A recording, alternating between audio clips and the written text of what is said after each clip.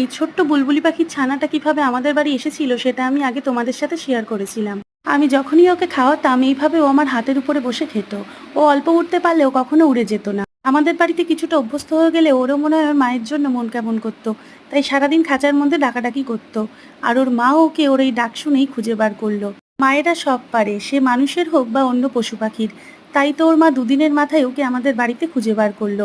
আর খাঁচার বাইরে ছটফট করছিল কিভাবে ওকে খাঁচা থেকে বার করবে। ওদের দুজনের ছটফটানি দেখে আমরাও সিদ্ধান্ত নিলাম যে ওকে ওর মায়ের কাছেই দিয়ে দেব। ওর মা আমাদের থেকে ওকে ঢের ভালো রাখতে পারবে। তাই শেষবারের মতো আমি ওকে কিছু খাবার খাইয়ে দিলাম। ওকে নিতে শুধু ওর মা না, ওর বাবাও এসেছিল। আর ওরা এতক্ষণ বুঝে গিয়েছিল যে ওদের সন্তানকে আমরা নিরাপদেই ওদের কাছে ফিরিয়ে দেব। ও যেহেতু উঠতে পারে না, তাই আমি ওকে আমাদের গাড়ির উপরে রেখে এসেছিলাম। আর দূর থেকে লক্ষ্য করছিলাম যে ওর মা ওকে কখন উড়িয়ে নিয়ে যাবে। কিছুক্ষণের মধ্যেই ওর মায়ের সাথে উড়ে চলে গেল। আমার একটু মন খারাপ লাগলেও নিশ্চিত ছিলাম ওর মায়ের